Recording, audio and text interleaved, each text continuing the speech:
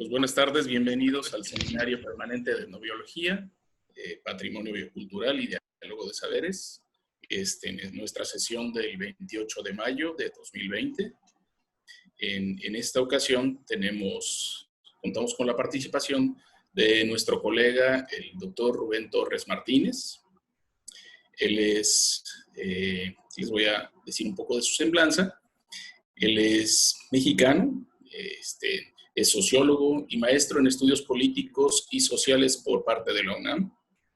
También tiene una segunda maestría en política comparada y un doctorado en ciencia política por Sciences Po Aix en Provence, Francia. Es NI 1, está en el Sistema Nacional de Investigadores, en el nivel 1, y ha trabajado en distintas universidades de México y Francia,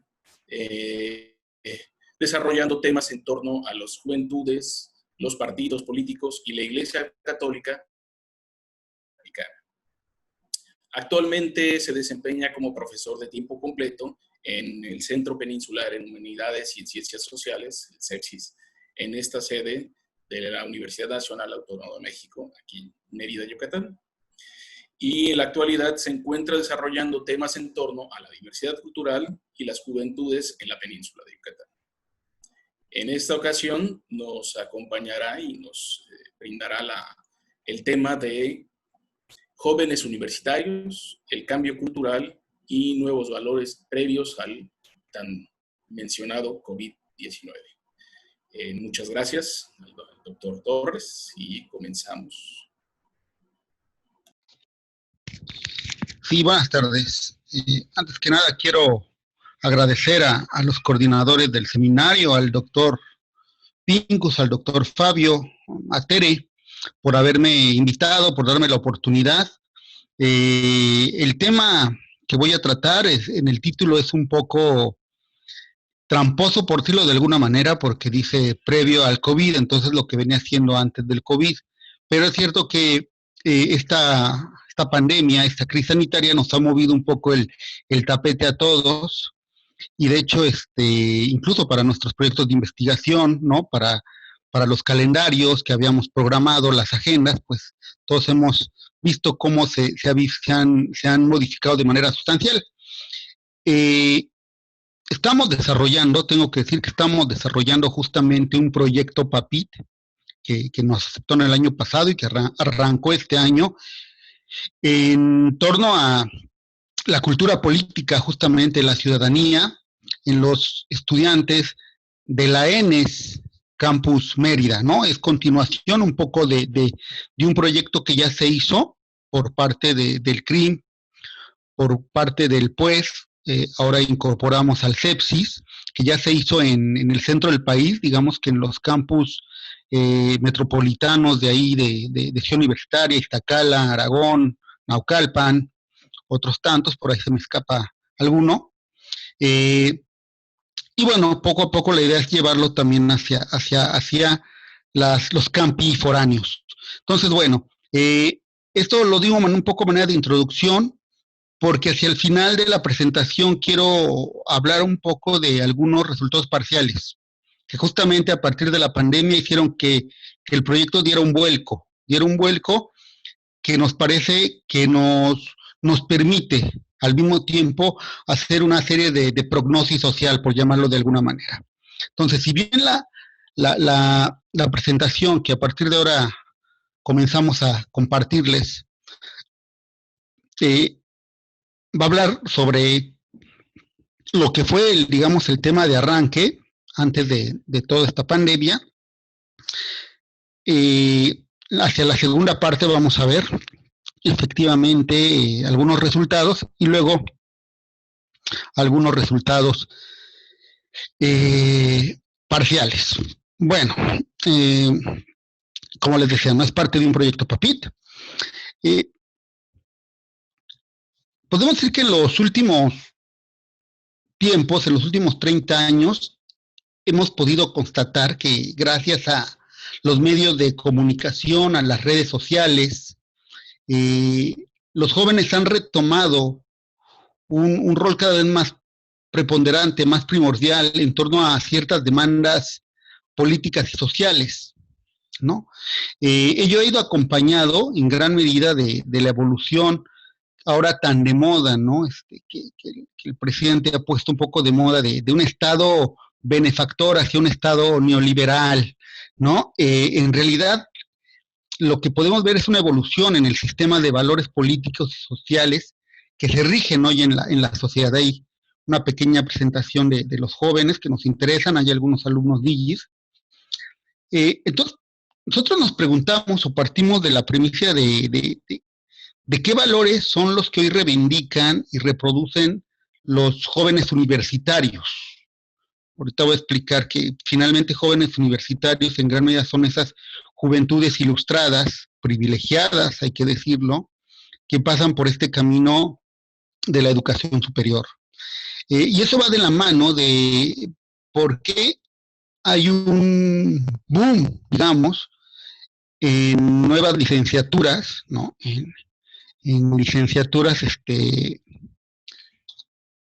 transdisciplinarias, como se les ha llamado, ¿no? De frontera, innovadoras, ¿no? Que nos permitirían ver dónde se encuentran las fronteras culturales que reivindican estos jóvenes. Temas como justamente la ecología, ¿no? Como la igualdad, la equidad de género, el desarrollo sustentable, las energías renovables, la diversidad. Vale la pena preguntar si son simples modas o se inscriben ya como nuevos valores sociales. Más importante, ¿cómo son asimilados y reproducen estos fenómenos?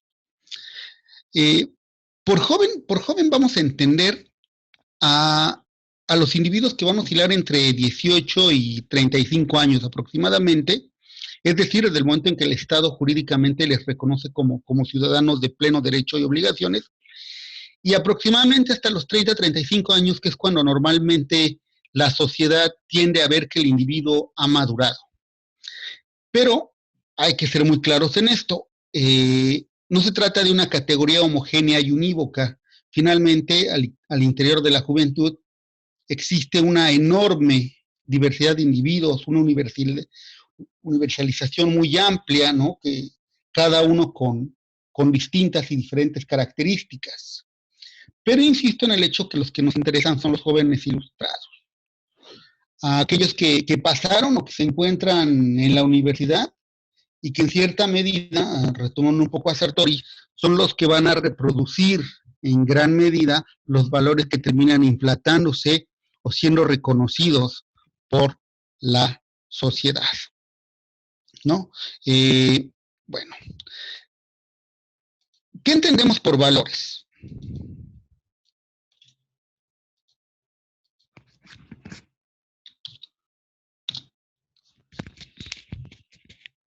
Vamos a definir los valores.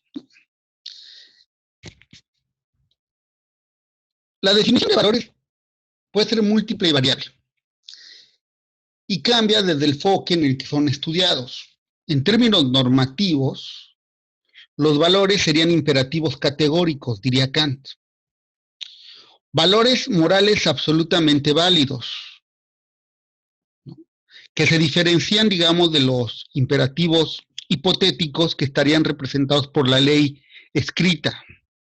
Los valores es finalmente lo que me dice que es lo mejor, no solamente para mí, sino para mi par, para el otro, para un tercero. Descriptivamente hablando, desde una perspectiva sociológica, se trata de otorgadores o dadores de sentido. Es el sentido que los individuos otorgan a las acciones.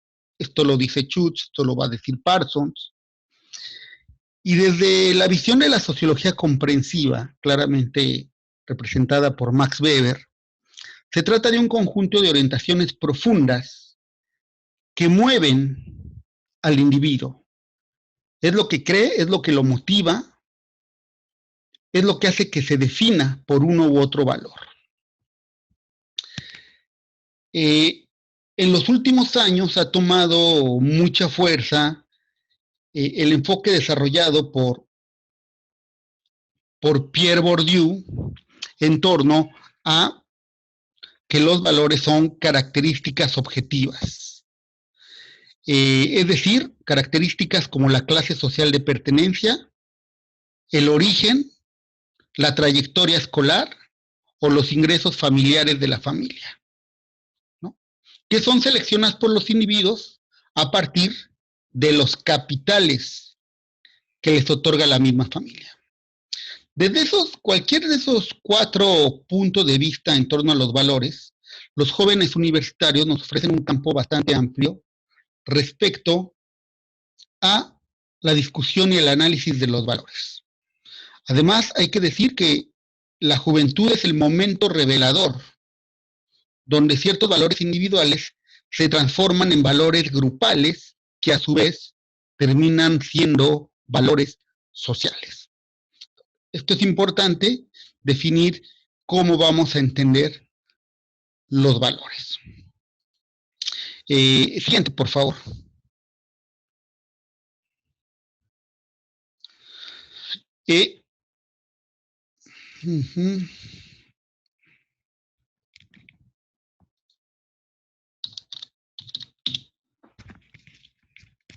Ok.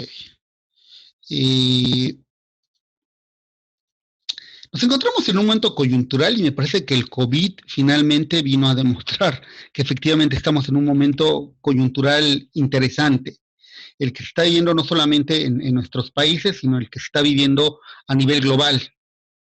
Lo que venía pasando antes, digamos, es que habíamos sido testigos de distintos movimientos juveniles de corte militante, pero no partidista, esto es bien interesante, donde estos temas, como la igualdad de género, la justicia social, el respeto por los animales, el desarrollo sustentable, se ven impuestos como valores no negociables. Ya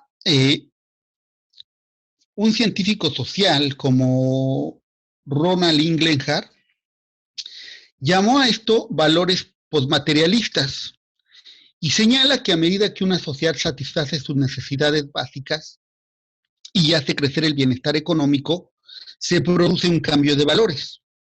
Se pasa de valores materialistas que están centrados en la satisfacción de las necesidades y lujos materiales hacia valores que sobrepasan eso y que por lo tanto él otorga la categoría de valores postmaterialistas, donde el centro se va a fijar en la calidad de vida y la necesidad de autorrealización.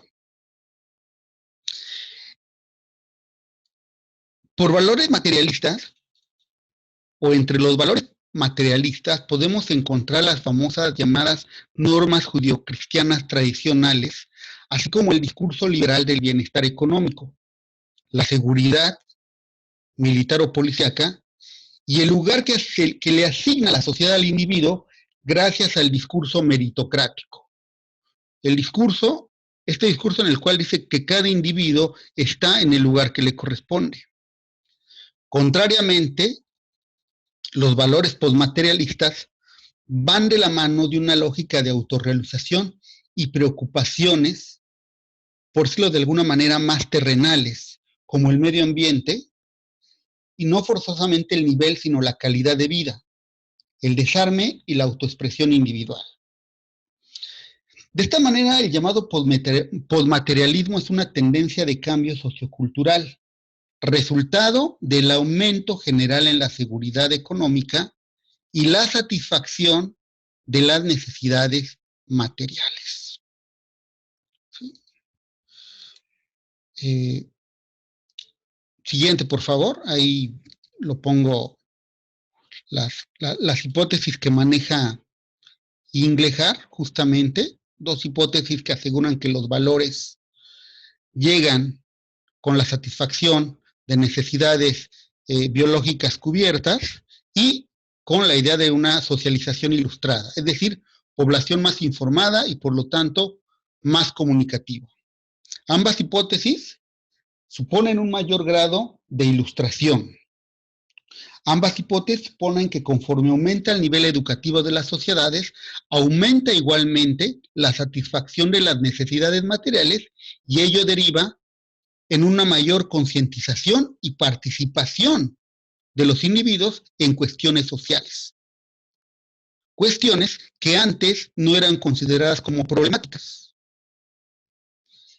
Lo que es interesante aquí es señalar que dicha participación se da bajo esquemas novedosos, lo cual no implica necesariamente el abandono de formas de participación tradicionales como el militantismo partidista o el de los colectivos estudiantiles. Ahora, siguiente, por favor.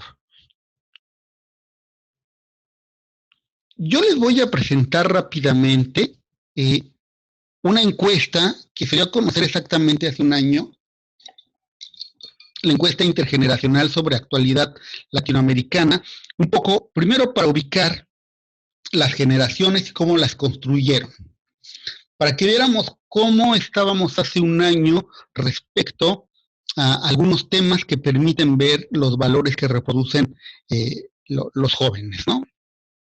Esta encuesta se realizó en 11 países de América Latina, Argentina, Brasil, Chile, Colombia, Costa Rica, El Salvador, México, Perú, Puerto Rico, Uruguay y Venezuela, y fueron 4.447 encuestas electrónicas vía internet. Es interesante porque cuando uno revisa la metodología, digamos, de manera más detallada, observa que, bueno, que ya es un sesgo el hecho de que los que respondieron fueron en gran mayoría, aunque no exclusivamente, pero sí en un porcentaje muy, muy elevado, jóvenes que en esos momentos se encontraban en el nivel superior educativo, ¿no? Esta encuesta decidió dividir a las generaciones de la siguiente manera, ¿no? Los centennials, los millennials, ¿no? La generación X y los baby boomers. Creo que no hace falta mucho explicar quién es quién, ¿no? Los baby boomers, digamos, son aquellos que ya están grandes, ¿no? Que los hijos en principio de la Segunda Guerra, pero me parece que no es tanto. La generación X, a la cual pertenecemos un gran porcentaje de los que actualmente estamos ocupando, digamos, los mandos directivos de la sociedad, por decirlo de alguna manera. Los millennials, que son estos que están ahorita en ascenso, que presentan paradojas bien interesantes, es muy, muy divertido, es muy enriquecedor platicar con los millennials, porque uno puede ver cómo efectivamente manejamos un lenguaje distinto, aunque muchas veces compartido, y una llamada generación centennials, como les decidió llamar esta encuesta, o la generación Z, que son los menores de 23 años. ¿Sí? Bueno, ¿qué pasa con cómo respondieron? ¿Cómo respondieron estos chicos? ¿No? Bueno, ¿qué pasa con la política y el gobierno? Al hablar de temas como país, gobierno, ciudadanía, política, digamos que millennials y centennials se declaran escépticos respecto a sus gobiernos, respecto a sus políticos. Más del 50% de los encuestados encuentran que los gobiernos latinoamericanos no se ocupan de temas como la libertad de prensa, los derechos humanos y el medio ambiente. Es un dato interesante ver que respecto al individuo más joven, la respuesta es de mayor desencanto hacia los gobiernos, de mayor escepticismo. Los centennials, que son los más jóvenes, por ejemplo, consideran que la agenda pública debería enfocarse primordialmente al futuro de la humanidad. Y para ello, temas como el medio ambiente y los derechos humanos son importantísimos, al igual que el acoso sexual o la equidad de género. Estos resultados, en realidad, si los vemos detalladamente, obedecen a una crisis de representatividad de los políticos y de los partidos políticos en todo el continente. me parece que se trata de una desconexión intergeneracional, que ni los de la generación X ni los baby boomers hemos sabido comprender o interpretar hacia los más jóvenes. Los más jóvenes buscan nuevos espacios de expresión y representatividad, y desde esa lógica, lo que nosotros nos tocó vivir como participación, los movimientos estudiantiles, el militantismo político, son vistos como expresiones pasadas de moda, no actuales, y que son nuevas formas de corporativismo, por llamarlo de alguna manera. Entonces, ¿dónde militan estos jóvenes? Van a acudir más hacia las ONGs, hacia las asociaciones civiles, pero lo que se ha, digamos, puesto como énfasis, la manera de militar para los millennials y los centennials, pasa forzosamente por una movilización virtual.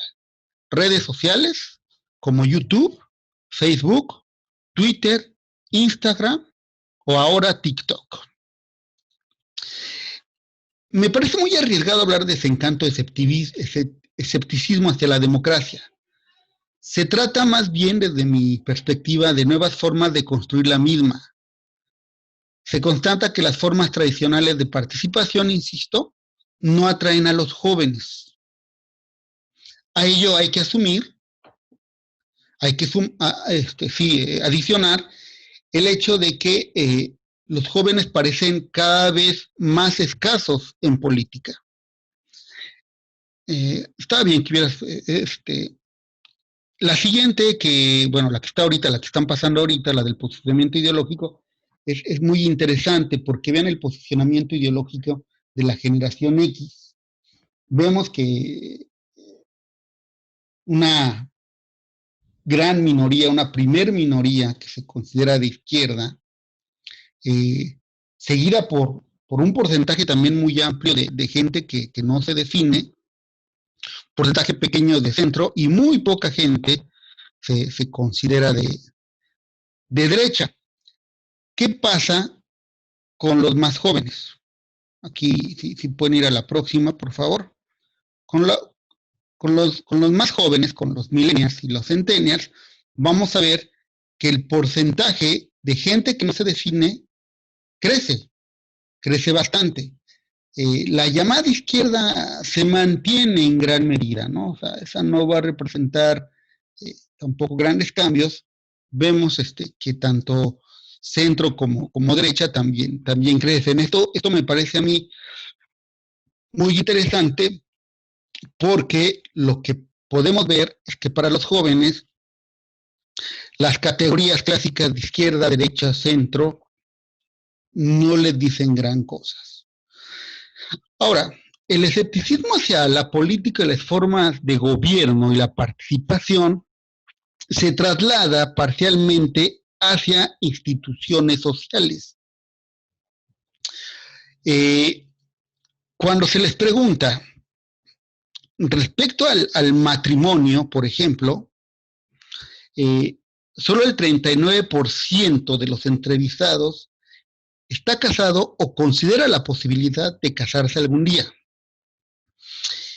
El matrimonio es visto más como una condicionante social antes que un acto amoroso y espontáneo.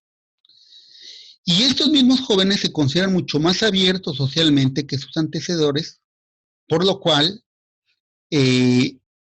al matrimonio igualitario, al matrimonio homosexual, le dan pues prácticamente el mismo estatus que el matrimonio tradicional. Seguimos con esa misma lógica. Vamos a ver que en términos de sexo y preferencia sexual, ¿no? Aunque la gran mayoría dice ser heterosexual, esto no representa, digamos, ningún problema en términos de que dicen que la bisexualidad o la homosexualidad son aceptados por un conjunto amplio. Hay un tema que me llama mucho la atención, donde se haga un poco el comparativo, que es el siguiente, el de la discriminación. Si pueden poner la próxima.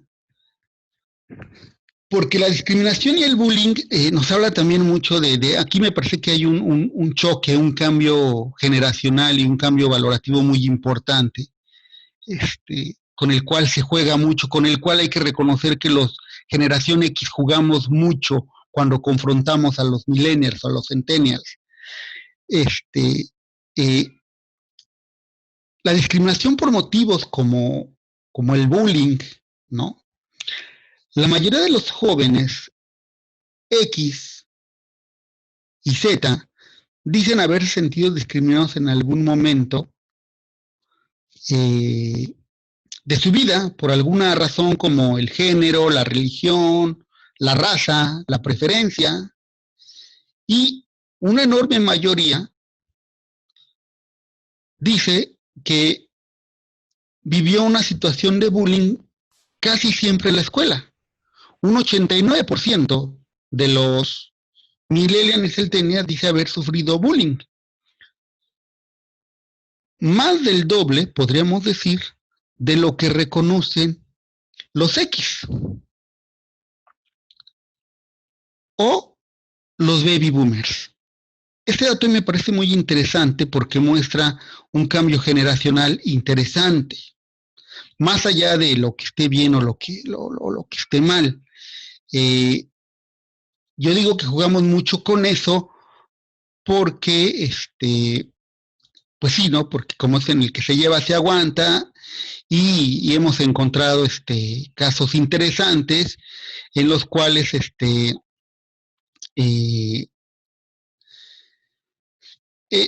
hay cosas que históricamente se consideraban tradicionales, pero que hoy no son más toleradas. Hablamos como cosas como la llamada novatada, o incluso algunos apodos, algunas palabras que podían ser ofensivas y amistosas a la vez, ¿no?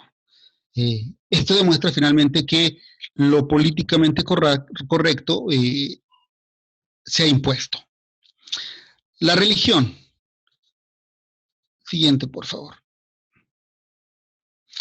Si bien, en términos de la religión,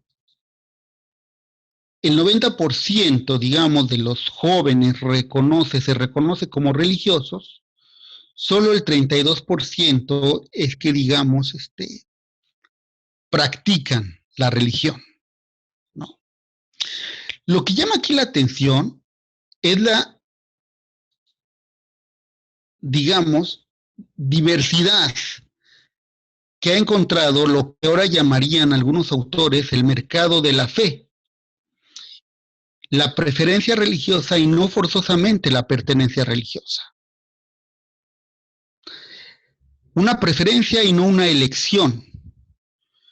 Esto nos hablaría de que el mundo de la fe estaría sumergiéndose en una lógica de libre mercado y que ello explicaría en gran medida el auge de nuevas, viejas religiones que empiezan a tomar fuerza, como el budismo, el New Age, el espiritualismo, entre otras.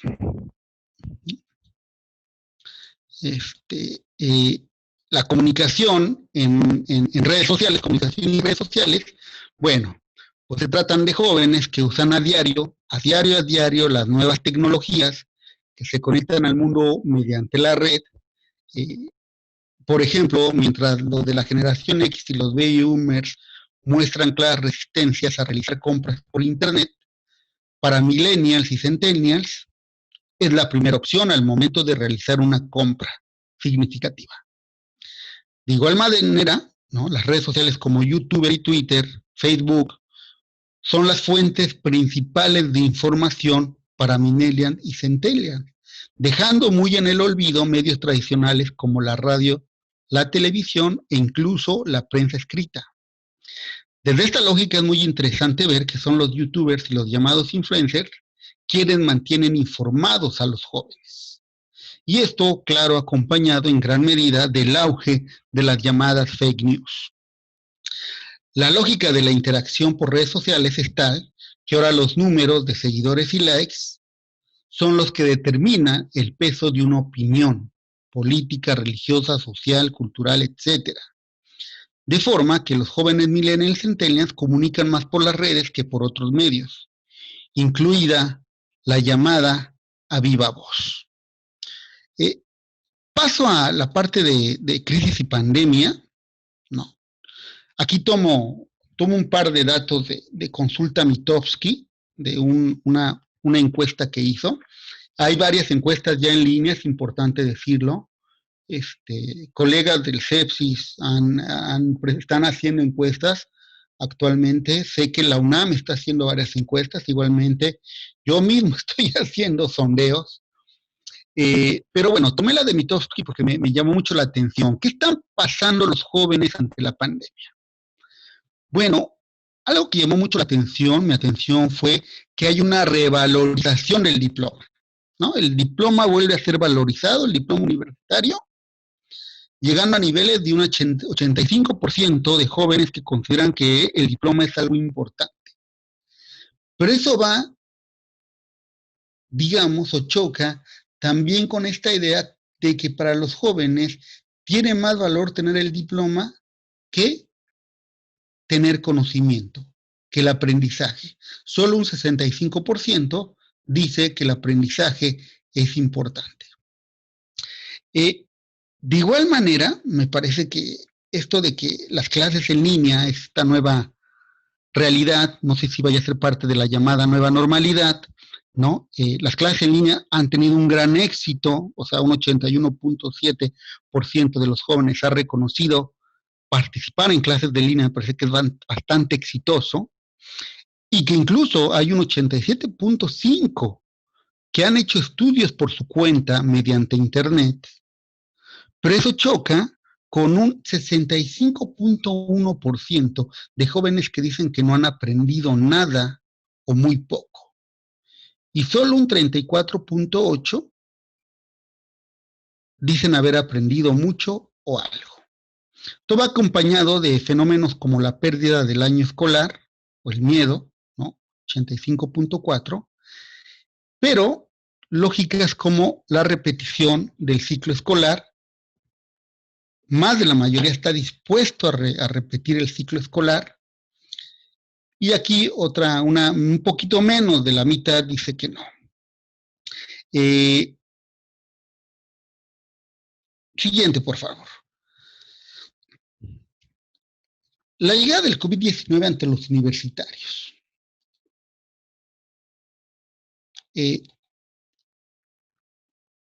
Coyuntura de oportunidad. Bueno, lo que podemos ver es que de la noche a la mañana la mayoría de los políticos en el mundo se volvieron expertos en epidemiología y medicina, dando bandazos en sus declaraciones y con ello confundiendo y generando toda una serie de sentimientos entre la población y entre los jóvenes.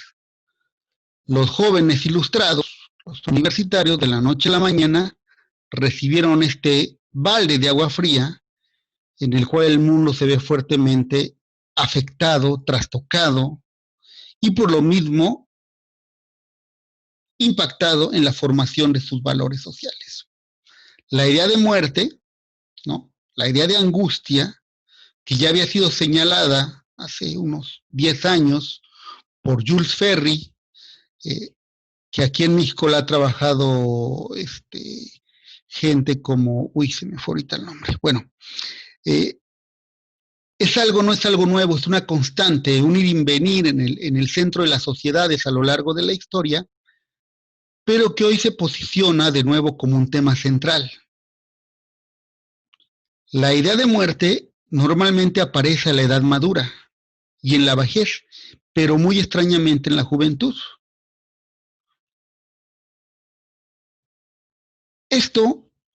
Esta concientización de la muerte, en lo que hemos observado, también sea hacia una rápida maduración del individuo que en cierta medida adquiere conciencia del rol que juega en el mundo, o bien lo opuesto, hacia una infantilización, buscando la seguridad que le ha sido arrebatada y donde la encuentra en gran medida en el seno familiar. Esto va de la mano con estas nuevas formas de socialización, ¿no? a las cuales parecía que estaban muy bien adaptados, pero pues no sabemos qué tanto. Y uno de los grandes, digamos, miedos que tienen los chavos hoy en día es la institucionalización del trabajo a distancia.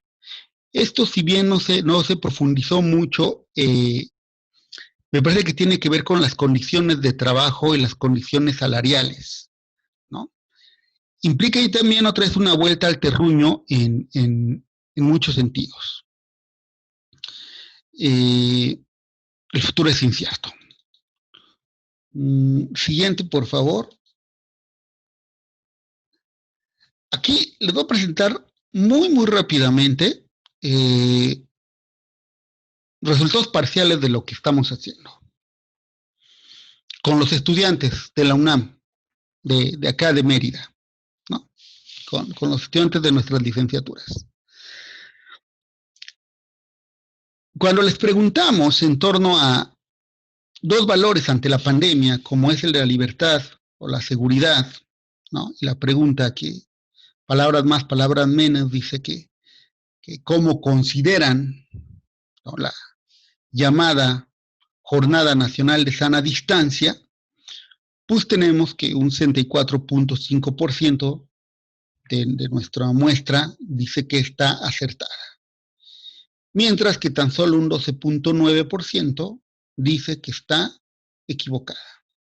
Cuando se les pregunta lo mismo respecto a la política de ley seca para el caso de Yucatán, las cifras son exactamente las mismas.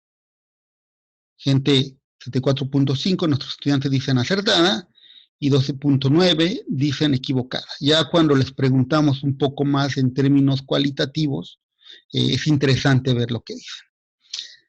Pero cuando se les pasa la segunda parte de esta pregunta, en la cual se les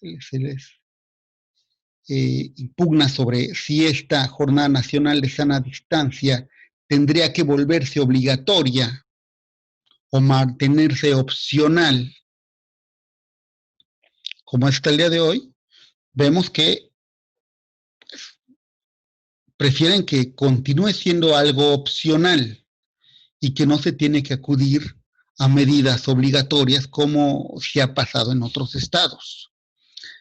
Pero cuando pasamos al tema de la ley seca, se invierten, porque lo que dicen es que la ley seca tendría que mantenerse y extenderse a todo lo largo que dure la pandemia. Y un porcentaje menor dice que tendría que anularse. Siguiente, por favor. Paso a la discusión. Los valores, creo que, a ver, bueno, se fueron, bueno, sí, ok.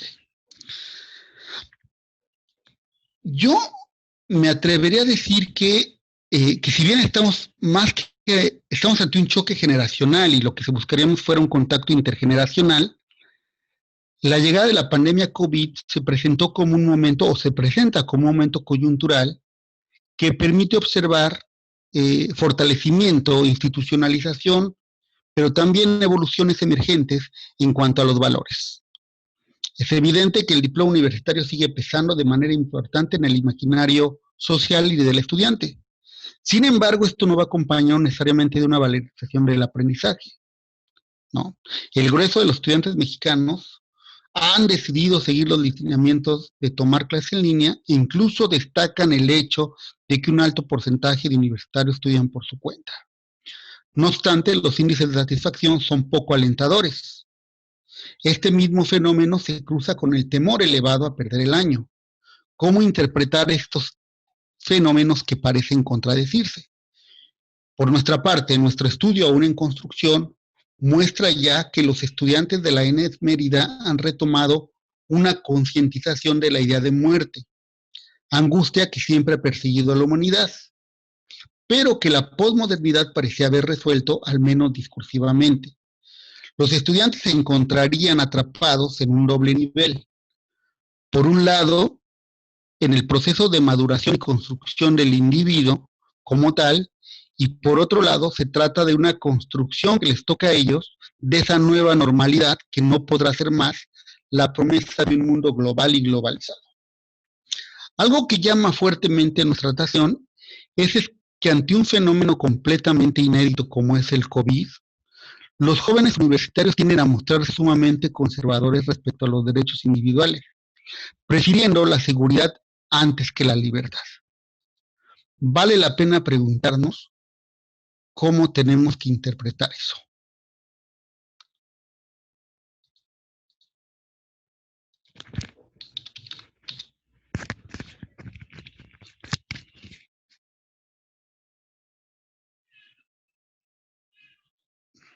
Muchas gracias.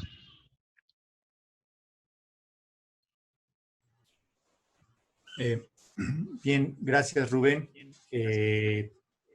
Para los que nos están acompañando a través de Facebook, les están abiertos, es el momento en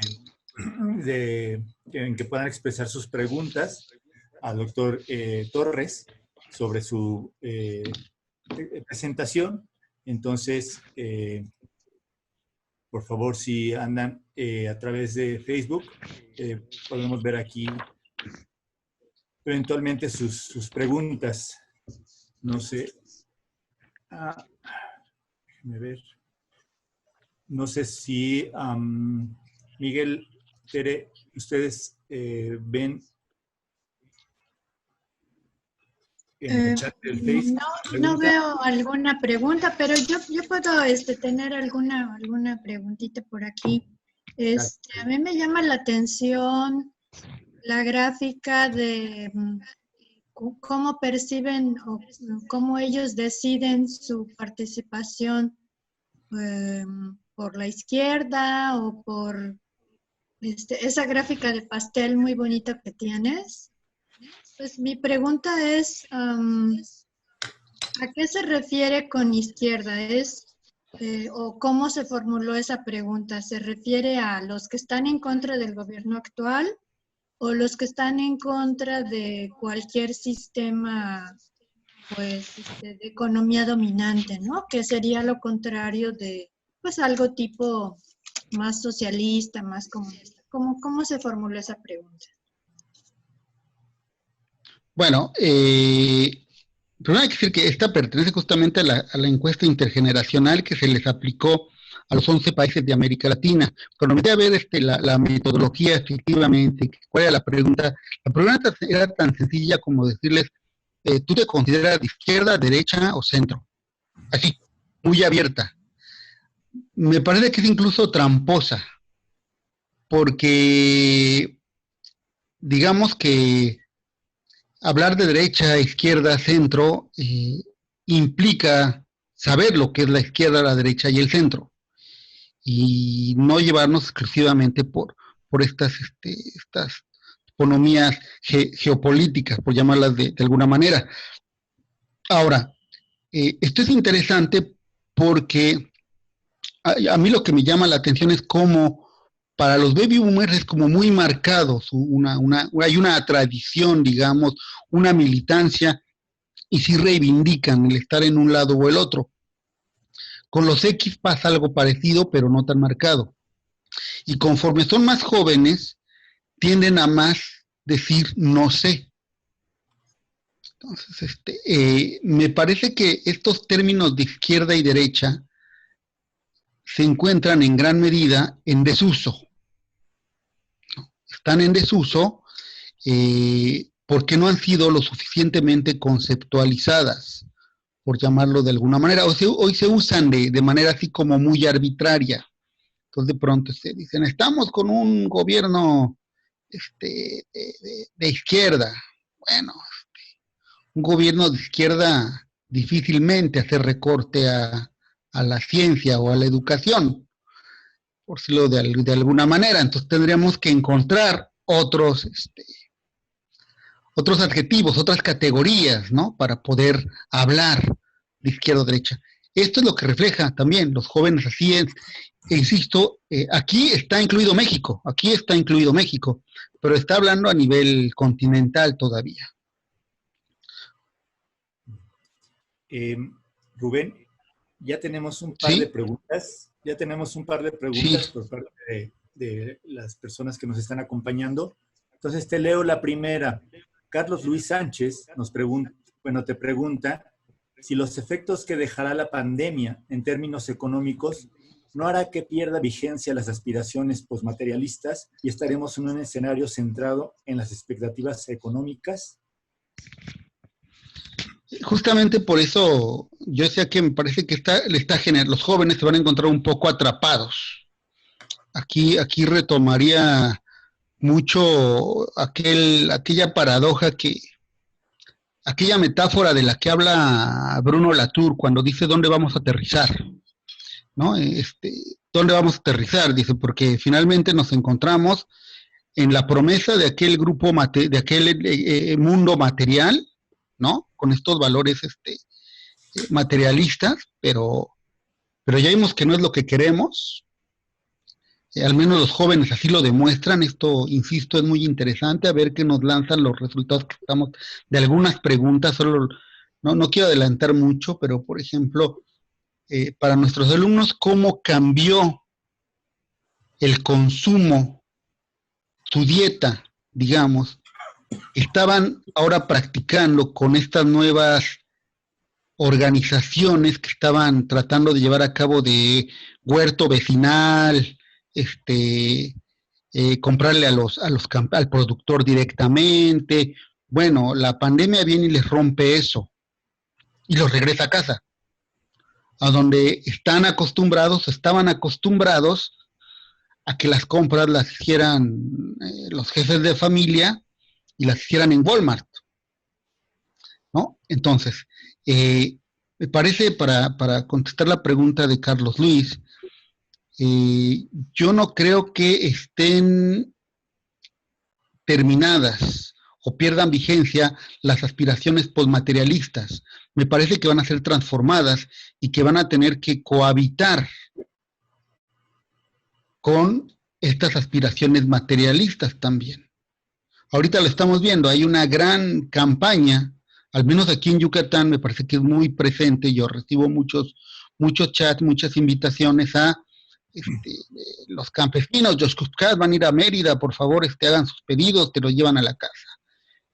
Cómprale al vecino, ¿no? O sea, esto que podía ser muy como de gentrificación incluso, ¿no? Eran estos fenómenos de gentrificación, han bajado en términos de hacer una vida de barrio más local, más cercana, que antes no se había visto tan en práctica como la estamos viendo ahorita. Bien, Rubén, están llegando una serie de preguntas, entonces pues vamos a continuar. José Pablo Quiñones te pregunta si crees que el índice de participación política o ciudadana de las juventudes aumentará después del COVID-19. Sí, un saludo para Pablo, joven líder, ¿no? Efectivamente, la participación política no lo sé, incluso lo dudaría. La participación ciudadana me parece que sí. Otra vez, lo que está mostrando en gran medida los estudios es que las tradiciones, las formas tradicionales de hacer política ya no le hablan mucho a los jóvenes, ya no les dicen mucho. Los jóvenes están activos y sí están participando mediante las redes. ¿Hasta dónde eso es válido? También se valdría cuestionarlo. Pero sí están activos en muchos sentidos. Y otra vez, estos jóvenes ilustrados, que uno los ve, que se están muchas veces organizando, que se estaban organizando. El otro día discutía con algunos colegas y les decía, al menos en la ENES tenemos 2 o 3 grupos que están ahí tratando de hacer cosas por su cuenta, ¿no? Están comenzando a subir videos informativos, a seguir como ciertas líneas, ¿no? Para informar a la gente, organizarse para ayudar a comunidades. Es una forma finalmente de participación que si bien antes estaba presente, era poco visible. me parece que hoy se ha vuelto más visible y que incluso va a tender a aumentar. Yo esperaría.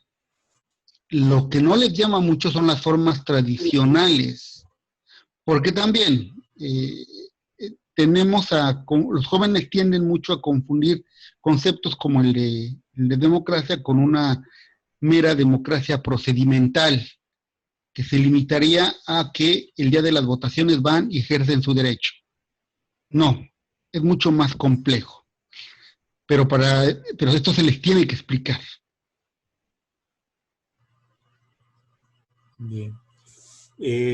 Por otro lado, Nadia Cecilia Maldonado pregunta puntualmente si en tus investigaciones o las investigaciones que están llevando los equipos de trabajo, ¿hay algún indicador que valore el posicionamiento de los jóvenes ante el impacto laboral que tendrá la pandemia? Claro, sí hay indicadores al respecto. Insisto, esto que presenté ahorita fue solamente una parte de un sondeo previo. Ahorita estamos apenas en la elaboración del instrumento, que ya lo teníamos listo y la pandemia nos movió todo y decidimos finalmente que sí valía la pena meter todo esto. Entonces ahora el instrumento incluso tiene un antes y durante, antes de la pandemia y durante, y efectivamente hay indicadores que demuestran como en temas como cuáles son los grandes retos, qué les preocupa a futuro, qué les preocupaba antes y qué les preocupa ahora, y el factor empleo comienza a emerger como algo importante, que antes de la pandemia no estaba tan presente, y parece que durante la pandemia ha comenzado a ser factor. Entonces, sí hay ahí. No tengo te digo, no tengo todavía lo que tengo es este sondeo, no tenemos la encuesta tal cual, porque estamos todavía, incluso ya está a punto de estar, y la estaremos enviando próximamente al conjunto de estudiantes. De medida, la idea es llevarla a varios campus. Bien, gracias, Rubén. Abril González pregunta, ¿de qué manera lo público y lo privado se ven afectadas por la pandemia?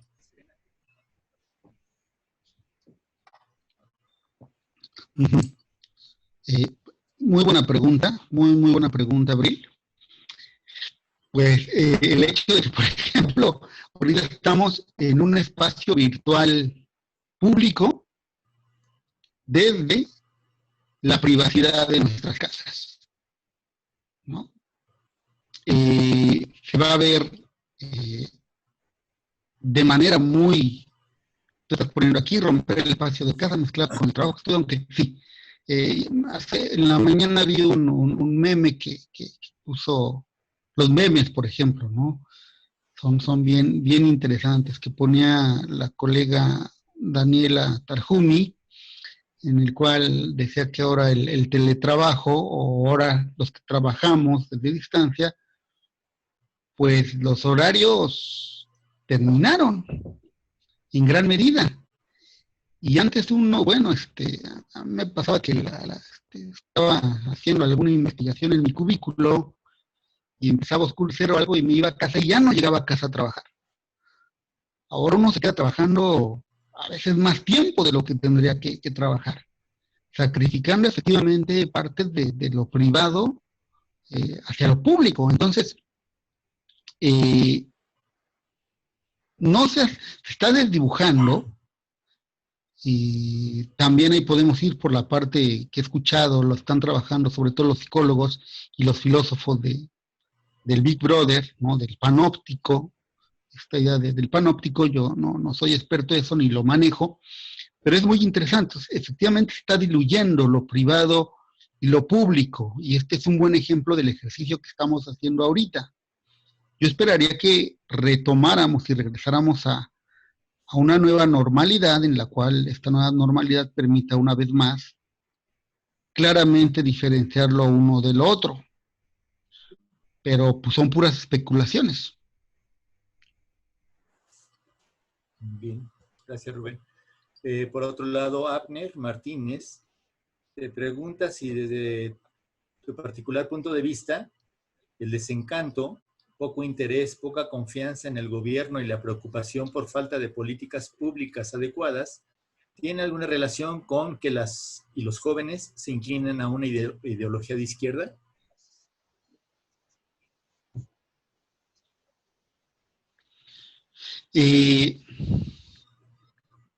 Buena pregunta, Abner. Me parece que no tienen ni siquiera que ver con si tienen alguna ideología de izquierda o de derecha. Me parece que efectivamente sí hay un desencanto, por un lado, con las formas, insisto, tradicionales. Con la poca, sí, efectivamente, una poca confianza en el gobierno y la falta de políticas públicas juveniles adecuadas.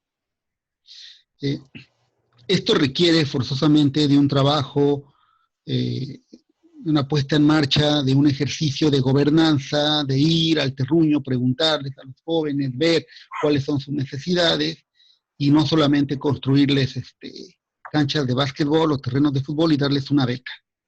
No, tiene que ser mucho más profundo y tiene que ser longitudinal, lo cual me parece que a veces es donde se falla mucho, ¿no? Tiene que tener un impacto en un largo periodo, porque uno deja de ser joven y bueno, ¿de qué sirvió o qué momento dejó de servirle la política pública o la beca o lo que pudo haber aprovechado? Entonces sí, efectivamente hay un desencanto, pero no me parece que obedezca a ideologías de izquierda o de derecha, como un fenómeno un poco generalizado.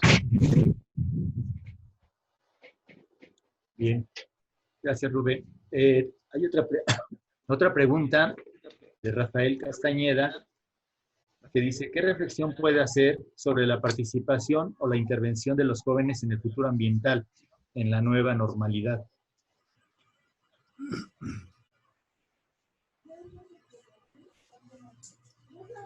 Ok. Sí, gracias igual a Rafael, colega de la UAM, ambientalista justamente.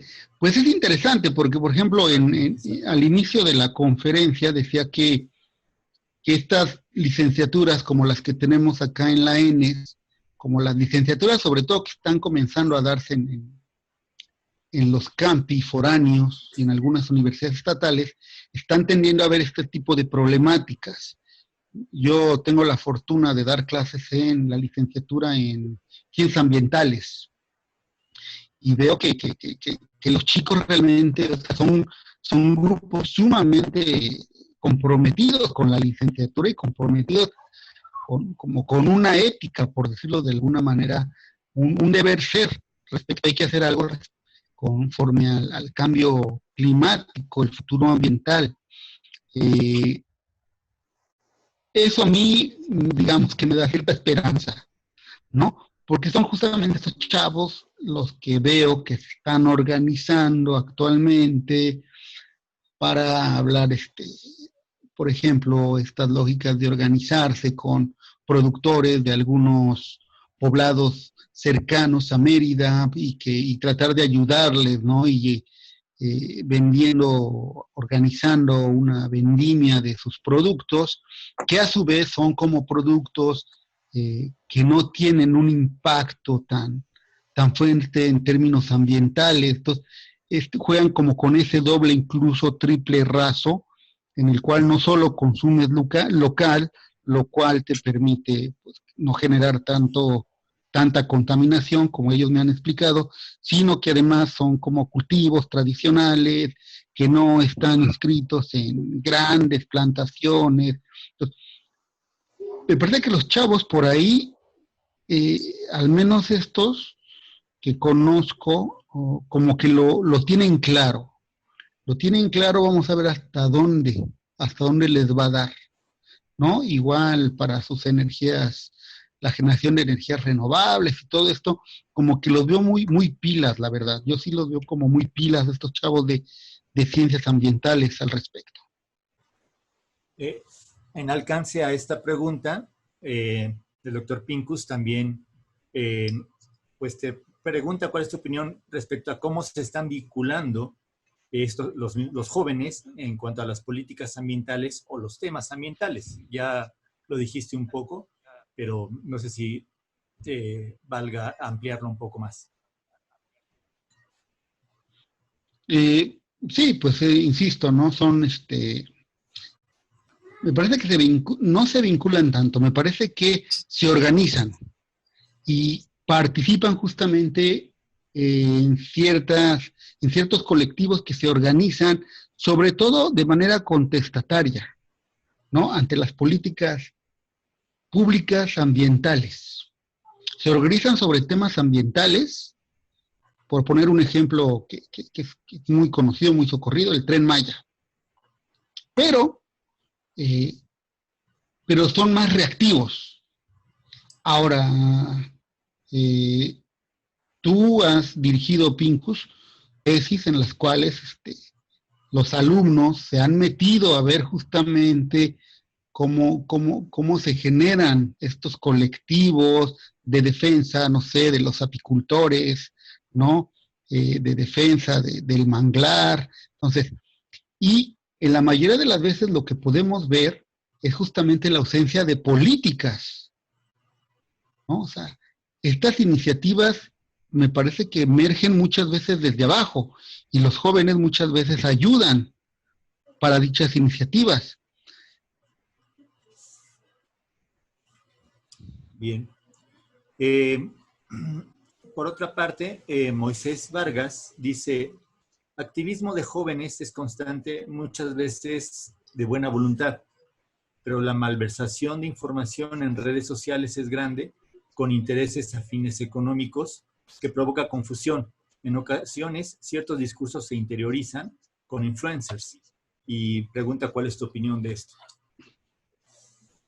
Sí, estoy de acuerdo. Otra vez, algo que hay que ver, cómo, no sé si combatirse la palabra adecuada, cómo moderar, cómo tratar mejor es justamente los jóvenes hicieron de las redes el principal campo, digamos, para expresarse, para dar sus peleas, sus batallas, y al mismo tiempo hicieron como su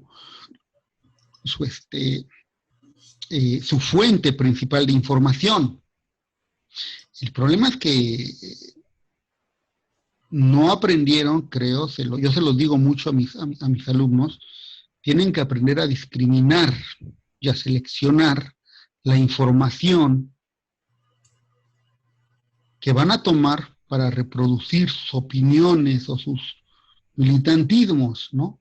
Porque o sea, esto va a sonar un poco duro, pero pues a veces te llegan y te dan una opinión y cuando les preguntas de dónde sacó eso, pues resulta que fue de un meme de Facebook, ¿no?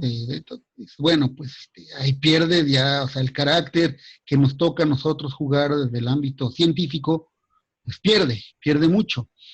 Entonces, se vale, como les digo, se vale ir a las redes, se vale ir al internet, pero un poco con la condicionante de que de que sea un activismo, una opinión fundamentada, ¿no? Que finalmente detrás esté el dato, por decirlo de alguna manera, y que no se limite a la mera especulación u opinión. Desafortunadamente esto es cada vez más difícil, ¿no? Efectivamente, los influencers, pues, no sé, reciben el chayote y dan una opinión en un sentido o en otro, y ahora es muy claro, muy claro. Me parece que las conferencias que está ahorita, como la que está ahorita en vivo con el subsecretario López-Gatell, cada quien escucha lo que quiere escuchar, me queda claro. Cada quien escucha lo que quiere escuchar. La gente que está a favor o la que está en contra, el mismo discurso lo van a interpretar de maneras muy distintas. Ya depende tú con quién te quieres informar para guardar esa interpretación. Claro. Bien, Rubén. Pues parece que por último, y un poco en alcance a una primera pregunta que te hizo Nadia Cecilia sobre el impacto laboral de la pandemia, dices, cuando me refiero al impacto laboral, no solo pienso en que haya o no oportunidades de empleo, sino mirarán a otras formas de trabajo o cambiarán o habrá tendencia a demandas laborales distintas en términos de jornada, espacio, seguridad, etcétera. Sí, claro, claro, claro. Me parece que sí, ¿no? O sea, efectivamente, de que el trabajo tal y como lo conocemos se va a ver afectado, se va a ver muy afectado, vamos a ver nuevas formas aparecer lo que señalaba el home office se va a terminar institucionalizando en muchos sentidos y aquello que parecía para muchos como el sueño, no poder trabajar desde casa, pues está transformando en una pesadilla. Pero más allá de eso, hay que ver dónde están esos nichos de oportunidad, ¿no? Efectivamente, yo me metí un poco a ver el otro